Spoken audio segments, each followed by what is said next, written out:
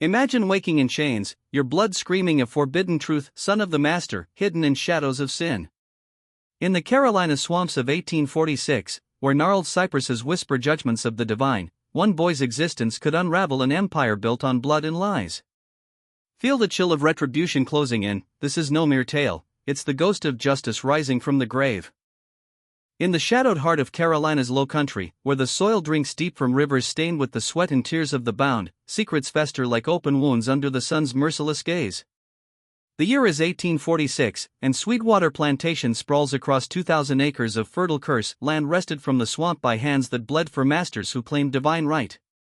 Here, the air hangs heavy with the scent of blooming magnolias masking the rot of decay, where every rustle in the underbrush could be a spirit stirring, demanding reckoning for sins unconfessed.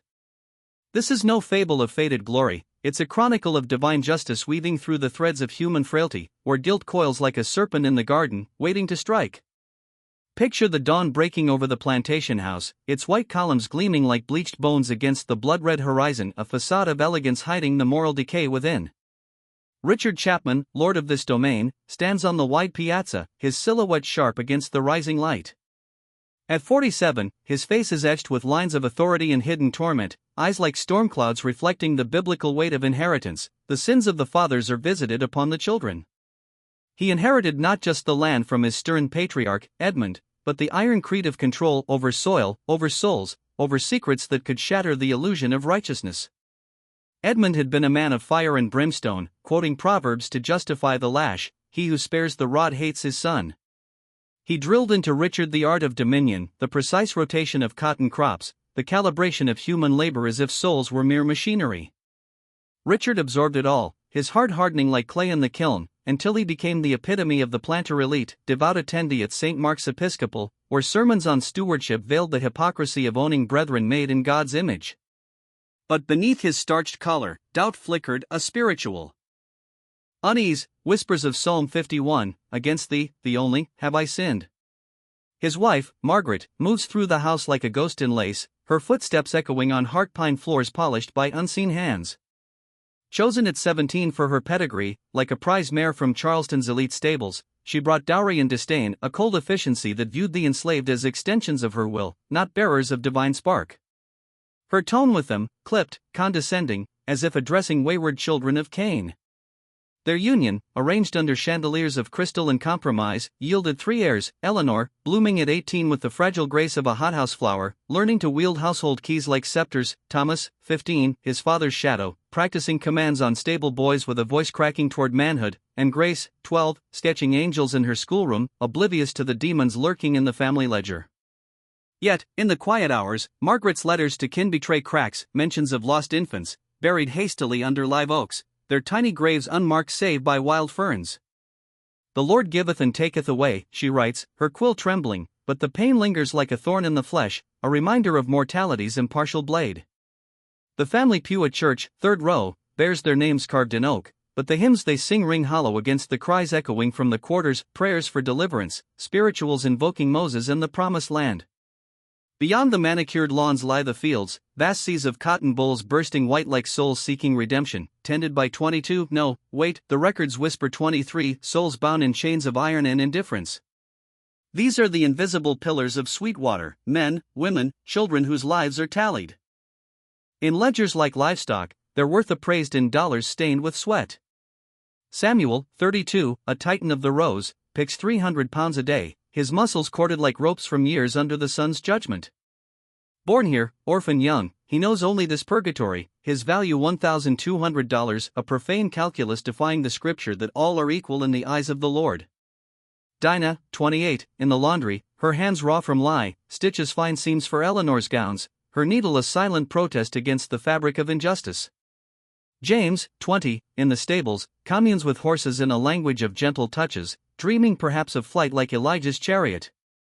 Clara, Abraham, Esther, each a thread in the tapestry of torment, their days a rhythm of daunted-esque toil, small gardens their only Eden, the lash a serpent's strike for transgression. The overseer, Walter Briggs, patrols on horseback, his shadow long and ominous, a man of mechanical mercy whipping not from sadism but duty, as if enforcing Pharaoh's edicts. At 41, solitary in his edge of plantation cabin, he eats alone, observes with hawk-like vigilance, the subtle bows of deference, the averted eyes hiding embers of rebellion. He senses the spiritual undercurrent, the quarters alive with whispered gospels, sons of Jordan's crossing, a collective soul yearning for exodus. But in late March, a shadow falls, not of man, but of something ethereal, a plague reminiscent of Egypt's curses, divine arrows piercing the veil of complacency. It begins with Samuel, the unbreakable one falters, his steps dragging through furrows like a pilgrim burdened by sin. Fatigue at first, dismissed as sloth, Briggs warns, then lashes, stripes echoing like the scourging of Christ. But known tremors seize his hands, words slur as if tongues confounded at Babel, eyes glaze in vacant stares, visions perhaps of Judgment Day. He collapses in the field, body convulsing, held down by brethren whose faces mirror terror. Is this the wrath of God upon the oppressors? Dr. Henry Sutton arrives, carriage wheels churning mud like churning souls. 56, schooled in Charleston's halls, he's seen fevers rage like hellfire, ailments twist like thorns in the crown. He probes Samuel, pulse, tongue, eyes, consults tomes like sacred texts, muttering from Dunglison's volumes. Nervous exhaustion, he decrees, prescribing rest, impossible, and laudanum, denied. Richard scoffs, opium for the weary? We'd have a den of dreamers. Send him back, let nature, or providence, decide. Yet Samuel stumbles on, a spectre in the rose, his hoe across he can barely bear. Then Dinah succumbs, trembling fingers drop needles, words falter mid-sentence, collapse in the hall like Saul on Damascus road. James next, his gentle hands betraying him, dreams of horse training shattered. Clara in the house, Abraham in the shop, Esther in the kitchen, 6 by mid-April, their symptoms a symphony of dread, weakness creeping like original sin, tremors like earth's quake under divine fury, stares fixed as if beholding the Almighty's gaze. The quarters hum with unease, spirituals rising softer, fervent, swing low, sweet chariot. Is this contagion, or curse? The whites feel it too. Fear slithers into the big house, paranoia blooming like nightshade. Richard eyes his coffee, Margaret dismisses servants on whims, Eleanor clings to the porch, Thomas holsters a pistol even in pews. Poison? The word ignites terror, tales of slave uprisings, arsenic in wells, rat poison in pies, existential dread, for if bondsmen turn venomous, the Tower of Babel falls. Searches ensue, quarters ransacked like Herod's hunt for the child, pots scrutinized, wells tested on dogs. Nothing. No vials of vengeance, no plots unveiled. Yet the affliction spreads, 10 by May, 14 soon after, not death, but erosion, souls dimming like candles in wind, more horrifying than graves, for it mocks the quick release of martyrdom. Amid this, Briggs's keen eye alights on Lucas, 21, per records, bought from Savannah 3 years prior, strong, unremarkable. But he walks unscathed, an island in the plague sea, tending the sick with murmured words, eyes watchful on the house, on Sutton, on Briggs. Authority clings to him, older slaves defer, his posture proud as David's before Goliath, intelligence burning like Moses' bush. And then, the resemblance. In slanting light, Lucas's jaw, eyes, nose echo Richard's, a mirror cracked by Hugh. Not blatant, but bone-deep, a familial ghost. In this era, such echoes are common sins, master's assaults birthing kin in chains, ignored like Judas's kiss. But Lucas? A newcomer, no ties unless lies veil truth. Briggs, instinct to fire, steals to the office under Moon's judgmental eye. Ledgers whisper like scrolls of fate, purchases, yields, lives quantified. The 1843 file, Lucas's bill, $850, sealed, signed. But the paper too pristine, ink too bold, no age's patina. Forgery? A veil over a longer presence, a hidden life? What if Lucas is no purchase, but progeny Richard's son, concealed among the damned? The thought chills like Revelation's seals breaking. Divine retribution manifests in the illness, perhaps poison from a hand seeking justice, or God's own plague on a house of hypocrisy. The land remembers, every lash a debt, every rape a curse, every hidden child a ticking judgment. Expand the dread, envision nightfall in the quarters, lanterns flickering like souls in limbo, the afflicted moaning in rhythmic agony, spirituals weaving pleas for mercy. Samuel, once mighty, now whispers confessions, sins of survival, thefts for hunger, seeking absolution from shadows. Dinah, needle idle, traces Bible verses in dirt, vengeance is mine, saith the Lord. James stares at stars, horses nickering sympathy, as if beasts sense the coming storm.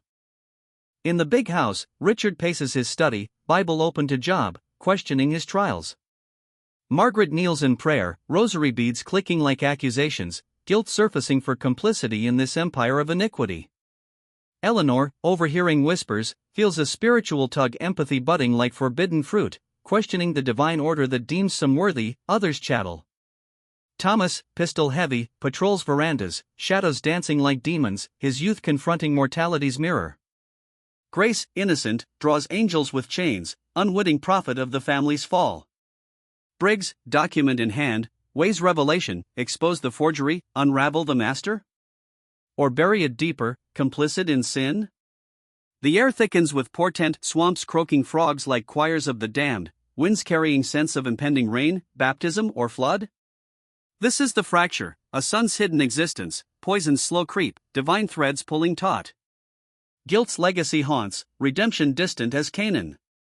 The Chapman world, built on sand, trembles, secrets rising like Lazarus, demanding witness. Pause for breath, ambient sounds of creaking wood, distant thunder. Transition to visual montage, close-ups on trembling hands, staring eyes, forged paper crumbling in flamelight, symbolizing truth's inexorable burn. But the true horror lurks deeper, in blood's betrayal, sin's inheritance. Lucas, if kin, embodies the ultimate blasphemy, brother to heirs, yet enslaved, a living parable of hypocrisy.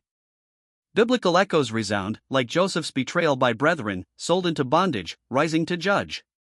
Or Esau and Jacob, birthright stolen, legacy fractured. Imagine Lucas in fields, hope pausing, eyes lifting to the house, does he know?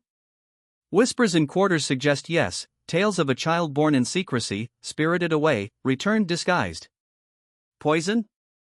Perhaps his hand, alchemical justice, arsenic from rat traps, dosed in shared meals, targeting those complicit in his concealment? Or accidental, tainted well symbolizing corrupted foundations? Sutton returns, baffled, letters to peers pleading insight. Like slow venom, he mutters, evoking serpent's bite in Eden. Tests futile, fear mounts, whites quarantine food, slaves endure scrutiny, lashes falling on innocents like scapegoats in Leviticus. Spiritual chill deepens, dreams plague Richard, visions of ancestors in hellfire, children rising accusatory. Margaret weeps over lost babes, wondering if this is payback for ignored humanity. The church bell tolls Sundays, hymns drowned by inner turmoil. By late May, half the quarters afflicted, plantation grinding slow, cotton untended like neglected altars. Economic ruin looms, but spiritual bankruptcy terrifies more. Briggs confronts subtly, hints to Richard, watching reaction, denials flush, guilt's avert. The forgery's implication, Lucas born here, perhaps to a house servant violated, hidden to preserve facade. Sent to Georgia kin, purchased back as adult, paper trail forged, extra 23rd slave and ledgers a ghostly entry for the unacknowledged. Emotional immersion, feel Samuel's despair, body betraying, soul clinging to faith. Dinah's terror, children watching her fade. James's loss, horses his only solace. Collective dread in quarters, hangings loom if blamed. White's empathy cracks, Eleanor sneaks food to sick, questioning slavery's sin. Thomas softens, pistol unused. Grace prays for all, childlike faith-piercing veils. Cinematic vista, sunset over fields, afflicted silhouettes against orange sky, like souls at judgment. Narrator's voice swells, in this cauldron of sin, divine retribution stirs, poison not of earth, but heaven's brew, exposing the hidden son, the master's shame. The story builds, suspense coiling, will truth erupt? Redemption possible, or damnation sealed? Stay immersed, for the land demands its due. In the dim glow of a kerosene lamp, its flame dancing like the flickering conscience of a damned soul, Walter Briggs stands alone in the plantation office, the falsified bill of sale clutched in his calloused hands. The paper trembles slightly, not from fear, but from the weight of revelation, a document too pristine, its ink too sharp, as if crafted yesterday under the cover of night rather than 3 years past. Outside, the Carolina lowcountry breathes in ragged sighs, cicadas chanting like a chorus of accusing angels, the swamp's misty veil cloaking ancient cypresses that stand as silent witnesses to generations of unspoken atrocities. This is 1846, a time when the land itself seems steeped in biblical curses, where the sins of the fathers, adultery, rape, enslavement, fester like open sores under the sun's judgmental glare, awaiting the divine rod of correction as foretold in Exodus. I, the Lord thy God, am a jealous God, visiting the iniquity of the fathers upon the children. Briggs, at 41, is no stranger to the moral ambiguities of his trade. His life has been a ledger of enforcements, lashes meted out like tides to maintain order, eyes trained to spot the subtle rebellions that simmer beneath submissive bows. Unmarried, solitary in his cabin at the plantation's edge, he dines on cornbread in solitude, his world a rhythm of horseback patrols through fields where cotton blooms white as innocence betrayed. But tonight, the air feels thicker, charged with a spiritual unease, as if the veil between the seen and unseen has thinned. He traces the forged seal with a finger, feeling the emboss like a brand upon his own soul. Why forge a slave's origins? Unless Lucas was no import from Georgia's auctions, no stranger bought for $850, but a native son of Sweetwater, born here, hidden here, his existence a thorn in the Chapman family's pious facade. The implication strikes like lightning from a clear sky. Lucas, with his straight spine and intelligent gaze, bears the Chapman stamp, not just in jawline and eye set, but in the subtle arrogance of blood that defies his chains. Richard Chapman's son, conceived in the shadows of power's abuse, likely upon an enslaved woman whose consent was as illusory as freedom's promise. In the Antebellum South, such unions are open secrets, whispered in parlors like verses from the Song of Solomon twisted into perversion. Planters sire mixed-race children routinely, granting them lighter labors or literacy as tokens of twisted affection, yet never liberty or legacy. They remain property, echoes of sin walking the fields, ignored like the bastard sons in biblical tales Ishmael cast out, or Jephthah's daughter sacrificed to paternal vows. But why this elaborate deception for Lucas? Why fabricate a history, forge papers, when most masters flaunt their indiscretions? Briggs's mind races through the possibilities, each darker than the last. Perhaps the mother was no field hand, but someone closer, a house servant whose proximity to Margaret Chapman made the betrayal unbearable, a constant reminder of marital fracture. Or worse, a spiritual stain too profound, invoking Proverbs' warnings against the adulterous path, for the lips of a strange woman drop as in honeycomb, and her mouth is smoother than oil, but her end is bitter as wormwood, sharp as a two-edged sword. Whatever the reason, the forgery screams of desperation, a cover-up to preserve the family's veneer of respectability, their seats in St. Mark's pews untainted by scandal. Briggs pockets the document, his heart pounding with a mix of dread and opportunism. Knowledge is currency in this world of hierarchies, a blade that can carve security from uncertainty. He envisions a negotiation, not blackmail, but a gentleman's accord, higher wages, lifetime tenure, a sliver of profits. To buy his silence. In his mind's eye, he sees himself elevated, no longer mere overseer but partner in secrecy, bound by mutual gain. Little does he know, this ambition seals his fate, echoing the hubris of Judas bargaining for silver, only to hang in remorse's noose. For in crossing into the Chapman's hidden sins, Briggs invites divine retribution's shadow, where greed becomes the snare as in Psalm 9, the wicked is snared in the work of his own hands. 3 evenings later, under a sky bruised purple with impending storm, thunder rumbling like God's distant disapproval, the confrontation unfolds in the office. The room smells of polished oak and pipe tobacco, ledgers splayed open like exposed confessions. Richard Chapman, 47, sits behind his desk, his face a mask of planter's authority, sharp features etched by years of command, eyes stormy as the Atlantic during hurricane season. Dressed in linen shirt and waistcoat, he embodies the Southern gentleman, devout, prosperous, yet haunted by the moral rot beneath. Briggs enters, hat in hand, but his posture betrays newfound leverage, shoulders squared, gaze steady. He begins obliquely, circling the truth like a vulture over carrion. The illness, sir, it's peculiar, striking some but sparing others. And Lucas, he's untouched, moving among the sick with an ease that unsettles. The others defer to him, like he's got some hold. Chapman nods absently, his mind on cotton yields plummeting as afflicted slaves falter, Samuel now a shadow, Ho slipping from trembling grips, Dinah's needlework abandoned, her convulsions echoing through the laundry like seizures of the damned. The air in the quarters grows heavy with fear, spirituals sung in hushed tones invoking deliverance, go down, Moses, way down in Egypt's land. Seeing Chapman's distraction, Briggs presses, Lucas's face, sir, familiar, ain't it? The bones, the carriage, reminds me of someone close. Chapman's head snaps up, color leaching from his cheeks like blood from a wound. The room stills, crickets outside fall silent, as if nature itself holds breath. What do you mean? Chapman asks, voice a blade sheathed in velvet. Briggs feigns innocence, just coincidence, surely. But checking records, routine, you understand, the paper on his bill, fresh, like new. Odd for 3 years old.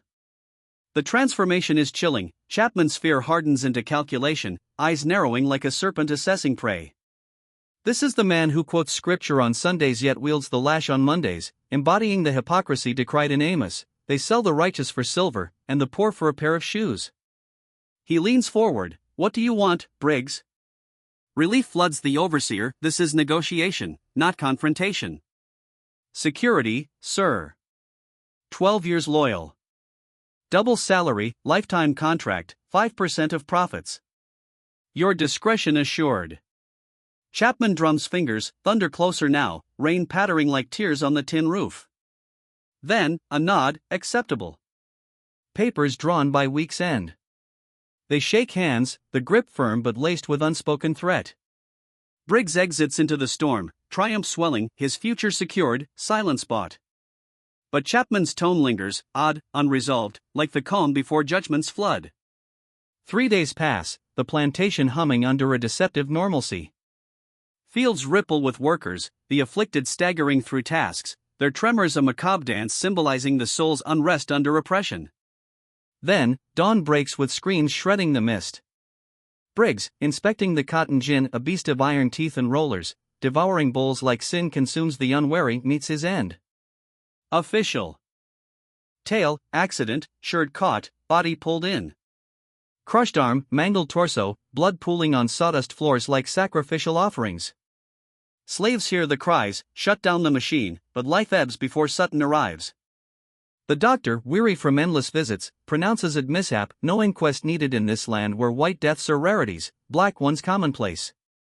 Chapman orchestrates the burial, churchyard plot, headstone etched with platitudes, $200 to Briggs's sister. At the funeral, he speaks eulogies, voice cracking with feigned grief, rain mingling with what might be tears. To all, it's tragedy, an economic blow, overseer lost. But in the quarters, whispers weave truth, murder, cold as Cain's strike on Abel. He saw too much, they murmur, eyes downcast, knowing white justice spares no color when secrets threaten. The slaves sense the escalation. If Chapman kills his own kind, their lives are chaff. Fear blankets the cabins like fog, conversations clipped, eyes averted from Lucas, who glides among the sick, untouched, his presence now a talisman of peril. 14 afflicted now, their symptoms a litany of torment, weakness sapping strength like Samson's shorn locks, confusion clouding minds as in Nebuchadnezzar's madness, stares vacant as souls adrift in Sheol.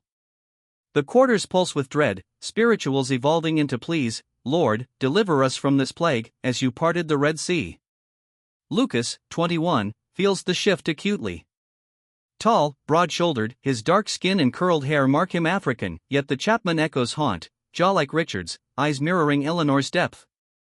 He's watched Briggs watch him, noted the recognition dawn, then the accident. Now, his own past unravels like frayed rope. Memories of Georgia, auction block, mother's voice, journey north blur upon scrutiny, details dissolving like mist in sunlight.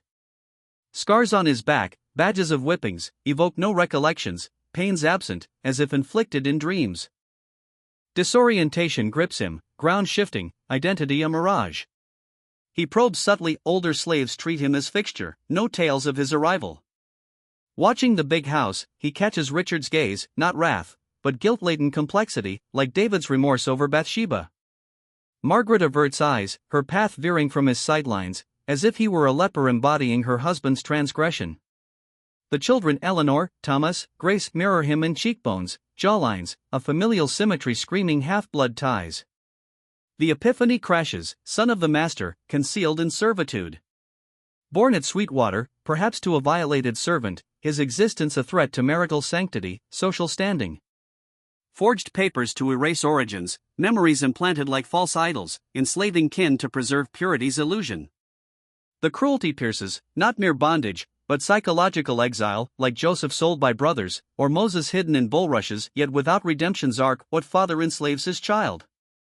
Lucas whispers to shadows, fury igniting like Elijah's fire from heaven. But revelation breeds insight. The illness targets veterans Samuel, Dinah, James, those who might recall his true birth, contradict the lie. Newer slaves spared, pattern clear as Pharaoh's plagues. And the architect? Margaret, with motive venomous, protect her domain from bastard intrusion. Her private kitchen, stocked with Charleston imports flowers, meal, gifts to select servants, now suspect vessels of poison, arsenic perhaps, dosed in preserves like the bitter herbs of Passover, but twisted to death's feast, anger surges, shattering submission's chains. Slaves swallow rage, but Lucas's breaks free a cleansing blaze, biblical wrath against injustice. He can't rebel outright death certain, but inaction damns. Leverage needed, expose the poisoning, force acknowledgement. Proof elusive for an illiterate bondsman, but an ally? Dr. Sutton, already musing toxins, symptoms catalogued in notes like prophetic scrolls. Risk immense, accuse the mistress, invite the noose. Indirectly, then plant doubts, guide Sutton's eye to Margaret's routines, gifts correlating to illness, stores hidden. Lucas observes keenly, her dawn inspections, kitchen solitude, parcels from town fine powders, herbs evoking apothecary's arts, or witches' brew as in Revelation's Babylon. Spiritual undertones deepen. Is this divine orchestration? Lucas as instrument of judgment, poison as heaven's vial poured on the unrighteous? He prays in secret, invoking psalms, deliver me from blood guiltiness, O God. The plantation teems with symbolism, storms as God's voice, afflicted as living parables of sin's cost. Lucas is awakening a resurrection from ignorance's tomb. In the big house, tensions mount. Richard paces, Bible open to hidden sin's exposures, Nathan confronting David, thou art the man. Guilt gnaws, Briggs's death a millstone. Margaret, efficient as ever, masks venom with piety, but her hands tremble mixing treats, eyes darting like Eve postfall. Eleanor senses discord, empathy stirring for the quarter's suffering, questioning slavery's divine sanction. Thomas grips his pistol tighter, paranoia blooming. Grace draws family portraits, unconsciously including a shadowed figure, Lucas, her innocence piercing veils. The air crackles with impending climax. Lucas plots his approach to Sutton, perhaps during a visit, a whispered hint amid examination. Watch the gifts, doctor, the sweetness hides bitterness. Will it spark investigation, unearth proof? Or doom him? Divine justice hovers, scales tipping a redemption possible if sins confessed, or retribution if buried deeper. Cinematic immersion, envision twilight fields, Lucas kneeling in dirt, hands clasped, face upturned to stars like Abraham's promise, but twisted by betrayal. Rain falls, baptizing the land, washing blood guilt? Or flooding as Noah's deluge? Thunder peals, echoing heart's turmoil. Emotional depths, Lucas's rage tempers to resolve, empathy for afflicted kin, Samuel's vacant eyes pleading memory, Dinah's tremors a mother's despair. Chapman's guilt festers, marital chill like frost on Eden's gate. Margaret's venom roots in pain, betrayed wife, preserving illusion at soul's cost. The legacy haunts, blood's betrayal, sin's inheritance, justice's slow grind. In this cauldron, spirits stir, ghosts of concealed births, murdered secrets, poison wells. Stay vigilant, for the reckoning nears, divine threads pulling all toward revelation's light or abyss. The low country simmers under May's oppressive heat, air thick with the scent of jasmine and impending rain, as if the heavens themselves prepare to wash away the plantation's accumulated sins. Sweetwater's fields lie fallow in patches, cotton rows uneven where afflicted hands falter, the land itself seeming to groan under the weight of unspoken atrocities. Lucas moves through this landscape like a shadow given purpose, his steps measured, eyes scanning horizons that once confined him. The arsenic's slow venom, drawn from rat poison stores, mixed subtly into cornmeal gifts, has marked its victims. Samuel's once mighty frame now frail, tremors like the earth's quivers before judgment. Dinah's fingers, once deft with needle, now useless as withered branches. James, Clara, Abraham, Esther, all bearing the progressive curse of weakness, confusion, vacant stares that mirror souls adrift in spiritual wilderness. Lucas has planted the seed. Near the main house, buckets heavy with well water sloshing like burdens of truth, he approaches Dr. Sutton emerging from a sickbed examination. Eyes lowered in practiced submission, chains invisible but ever present, he speaks softly, Doctor, sir, may I speak? Sutton, weary from futile treatments, pauses, surprise flickering across his lined face. Slaves rarely initiate, this is anomaly, portent. It's the sickness, sir. You spoke of poison, common factors. All who fell ill, they ate from Mistress Chapman's gifts. Cornmeal, preserves, special from her kitchen. No accusation, only observation delivered neutrally, as if reporting weather. Sutton's expression shifts surprise to calculation, then guarded neutrality. Interesting. Thank you. Lucas bows, retreats, heart hammering like war drums in his chest. The thread is pulled, now Providence must weave the rest. Sutton, no fool to the South's shadowed undercurrents, knows poison's history, mistresses dosing husbands, rivals, rebellious bondsmen open secrets veiled in whispers. But systematic erasure of slaves? Valuable property poisoned? Economic suicide laced with moral madness. Motive eludes him until patterns crystallize. Questioning the afflicted yields consistency, all consumed Margaret's generous offerings from her private kitchen, not the communal one. Samples requested, cornmeal, preserves, baked goods, provided unwittingly by Margaret, who claims nutritional analysis for deficiency. Tests, rudimentary yet damning, arsenic in the cornmeal, dosed low for gradual torment, evoking biblical plagues, slow retribution mirroring Pharaoh's hardened heart. Arsenic's grip in the 19th century, gradual, insidious, tremors, slurred speech, confusion, gastrointestinal torment, neuropathy mimicking nervous exhaustion. Chronic exposure erodes like sin unchecked, body wasting as soul dims. Sutton faces abyss, expose Margaret, ruin Chapman's standing, blackball himself across districts. Silence complicit in crime, more souls damaged. Ethics clash with survival, he chooses confrontation, private, contained. Evidence bundled, test results, timelines, contaminated stores traced to her domain. Evening in the office, lamp flame guttering like faltering conscience. Sutton lays bare the case, methodical, unemotional. Chapman listens, face granite, no denial, no outburst. Silence stretches, thick as swamp fog. Then, what do you intend? Sutton stops now, handled within family, private matter. Continues, or deaths I report. Chapman's fingers drum, agitation veiled. You've wondered why, irrational, poisoning property. He probes, the slave who spoke Lucas, any theories? Chill descends, Chapman's tone betrays depths. Sutton deflects, pattern only. Chapman rises, gazes into darkening grounds where fields blur into night. This stays here. Speak, and your practice ends. Agreement secured, confession spills, Lucas born 1824 at Sweetwater, not purchased, but concealed son. Too dark to acknowledge. Belief in Margaret's infidelity, or rape's shadow, demanded secrecy. Reputation paramount over humanity, enslavement practical. Provided for him, alive, unlike many. Margaret's insane campaign to erase witnesses, those remembering his birth, sparked the poison plot. Monstrous logic of the era, child in chains preserves facade, as if sin hidden escapes divine eye. Sutton recoils, monstrous. Chapman, practical. Bargain struck, silence for cessation. Margaret to sanitarium near Columbia, nervous exhaustion, plausible veil for breakdown real or feigned.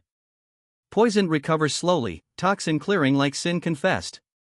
Lucas summoned to study, first crossing threshold not as servant, but claimant. Room heavy with books, desk massive as altar of judgment.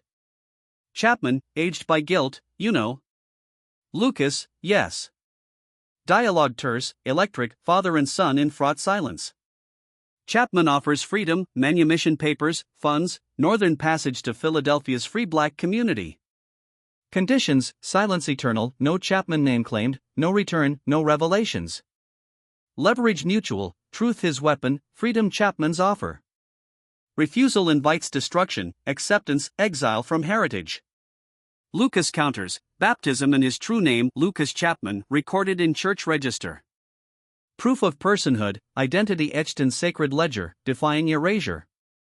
Small victory, immense, acknowledgement before God, if not man.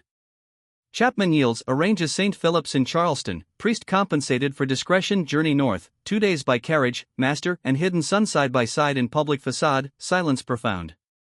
Charleston Hotel. Lucas in servants' quarters, Chapman upstairs symbolizes divide unbridged. St. Philip's, historic Episcopal sanctuary, spire-piercing sky-like plea for mercy. Reverend Thornton, expression neutral, performs rite. Lucas kneels at font, water cool on brow. I baptize thee, Lucas Chapman, in the name of the Father, and of the Son, and of the Holy Ghost. Register signed, name inscribed, legacy preserved in ink and grace. Emotional crescendo, water's touch evokes Jordan's crossing, baptismal rebirth amid chains remnants. Lucas feels divine mercy, guilt's burden lifted partially, justice glimpsed in acknowledgement. Yet freedom bittersweet, silence purchased, identity muted in world. Chapman watches, perhaps glimpsing redemption's edge, sins visited, yet mercy extended. Plantation aftermath, afflicted mend, though scars linger, spiritual, physical. Margaret institutionalized, fate sealed in asylums of the era, where nervous exhaustion masked deeper fractures.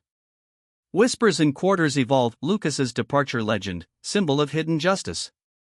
Land remembers, blood, poison, baptism, divine threads weaving retribution and grace.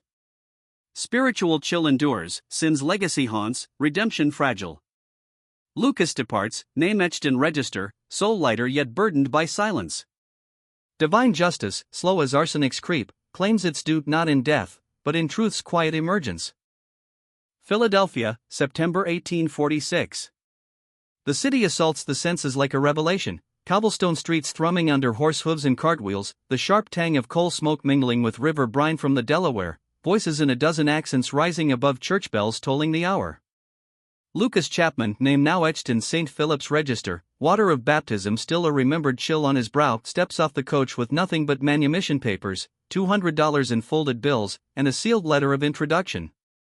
The documents lie: Lucas, male of color, 21 years, freed for faithful service. No mention of blood, no whisper of fatherhood. Lies, but merciful ones, necessary veils for a world that would sooner re-enslave than acknowledge kinship across the color line.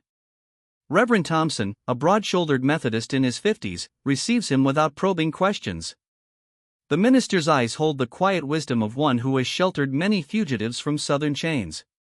He arranges lodging in Moya Mensing's boarding houses, narrow brick rows where free black families carve dignity from hardship.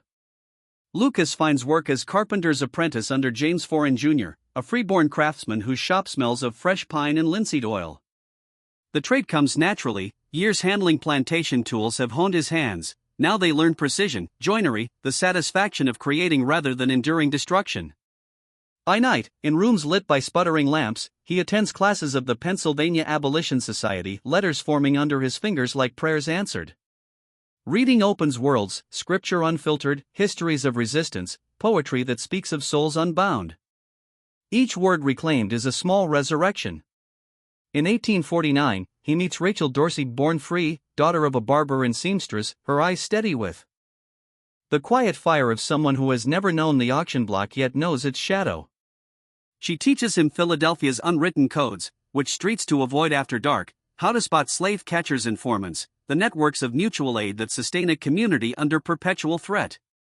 Their marriage is simple, Methodist, witnessed by brethren who understand survival's cost. For children arrive like promises kept, William in 1850, Sarah 1852, James 1854, Catherine 1857. Lucas raises them in pride and literacy, shielding them from his past. I was enslaved in South Carolina, he tells them. God granted freedom. Build from there. No mention of Chapman blood, no tales of hidden parentage or poison-laced cornmeal. Silence becomes his final chain, self-imposed, unbreakable. Yet memory lingers. In quiet moments, planing a board smooth, hearing a child's laughter, he feels the quarter's ghosts, Samuel's trembling hands, Dinah's vacant stare, Briggs's crushed body, Margaret's cold efficiency masking terror. He dreams of Sweetwater's live oaks, Spanish moss swaying like mourning veils, the land itself exhaling judgment. Biblical echoes haunt him, the stone which the builders rejected has become the chief cornerstone. He was rejected, cast among the bound, yet in that casting found a truer humanity than privilege ever offered. Years turn. The Civil War rages and ends, emancipation papers arrive like delayed justice. Lucas's family grows, grandchildren arrive. He works steadily, contributes to church, aids newcomers from the south. But age creeps, joints stiffen, breath shortens. In 1887, at 65, lungs weakened by years of sawdust and time, he sits at a small desk under lamplight and writes. Ink flows onto foolscap, the full truth birthed at Sweetwater, concealed sonship, the arsenic plot to erase witnesses, Briggs's murder disguised as accident, the bargain for freedom, the baptism that named him Chapman before God if not man. He describes the fury, the forgiveness withheld, the realization that enslavement forged in him a moral clarity his white kin never attained. I have wondered what life might have been with lighter skin, raised in the big house, educated, acknowledged. But then I see, that path demanded complicity in the sin. My chains taught me dignity, their freedom blinded them to it. The letter seals with wax and instruction, open after my death. Read together. Decide in wisdom. He dies January 1889, surrounded by family, faith firm. Obituary in the Christian Recorder, quiet dignity, firm faith, overcame slavery's cruelties. No hint of the deeper story. His children open the letter post-funeral. Shock, grief, rage ripple through them. Debate follows, public exposure? Confront Chapman's? They choose privacy, preserve as family testament, shield from pain. The letter passes down generations, guarded like sacred relic. Meanwhile, Sweetwater decays under history's weight. Margaret lingers 7 years in Columbia's sanitarium, silent, withdrawn, food refused, visitors ignored. Death in 1853, heart failure, or surrender to guilt's unbearable load. Richard endures to 1861, secession's fever rising. Never remarries, never speaks of Lucas or Margaret. Obituary hails him Carolina manhood, honor, principle. Irony cuts deep, the man who enslaved his son praised for virtue. Eleanor dies young, 1851, childbirth in Georgia. Thomas inherits, watches Union flames consume buildings. 1865, slaves freed. Reconstruction fails him, drink claims what ruin began. Dies 1882, broke, embittered. Grace lives longest, marries Charleston merchant, dies 1923, last living witness, secrets carried to grave. Doctor Sutton dies 1848, apoplexy. Sutton at 58. Convenient? Historians whisper poison's echo, Chapman silencing final loose thread. No proof, only suspicion. Poisoned slaves endure bondage till emancipation, take names Freeman, Washington rebirth in nomenclature. Sweetwater sold 1890s for debts, changes hands, decays. 1970s, Preservation Society restores. Tourists now wander piazzas, admire columns, peer into quarters where interpretive signs recount labor, suffering. No plaque for Lucas. No mention of the 23rd entry, the hidden heir, the baptized son freed to preserve a lie. 1964, Charleston archive yields ledgers, discrepancy noticed. Inquiry begins. Descendants, holding Lucas's letter, step forward. Puzzle assembles, forgery, poisoning, baptism, silence, truth. Today, over 100 descendants carry his blood, teachers, doctors, artists, mechanics, ordinary Americans bearing extraordinary legacy. 2003, some reach out to Chapman kin. Rebuffed.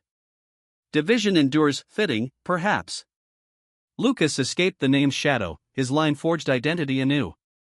The horror lies not solely in events, but in their casual execution, life erased efficiently, reputation preserved at humanity's cost. Lucas proved slavery's light bloodkin, yet property by skin's decree. System demanded concealment, murder, poison to sustain fiction of racial destiny. Yet truth endures. Documents survive, letter preserved, discrepancies noticed. Lucas's greatest act, writing it down, entrusting it forward. In dying, he ensured remembrance, spiritual resonance deepens, divine justice, patient as seasons, unearths what men bury. Vengeance is mine, saith the Lord. Not always swift, but inexorable. Lucas, cast out like Ishmael, found blessing in wilderness. His story echoes, redemption through suffering, dignity born of injustice, truth rising like Lazarus. At dusk on restored fields, wind stirs cotton ghosts. Stand there, feel the land, remember, blood, prayer, hidden children, poison slow creep, baptism's water, silence's price. Wonder, how many others? Discrepancies in ledgers, unrecorded births, secrets moldering in attics, archives, graves. The work continues. Each uncovered tale strips illusion, forces confrontation, slavery not aberration, but system racial fictions upheld by power, echoing still in inequities evolved, not erased. Lucas lived free 43 years, insufficient recompense, yet victory. Built family, trade, faith. At end, chose truth over comfort. We remember because he refused forgetting. The earth remembers. Documents remember. And now, because one discrepancy was noticed, because courage met curiosity, we remember too. Subscribe if these truths stir you. History's uncomfortable revelations matter. Lies comfort briefly, truth endures. The work continues. Each uncovered tale strips illusion, forces confrontation, slavery not aberration, but system racial fictions upheld by power, echoing still in inequities evolved, not erased. Lucas lived free 43 years, insufficient recompense, yet victory. Built family, trade, faith. At end, chose truth over comfort. We remember because he refused forgetting. The earth remembers. Documents remember. And now, because one discrepancy was noticed, because courage met curiosity, we remember too. Subscribe if these truths stir you. History's uncomfortable revelations matter. Lies comfort briefly, truth endures.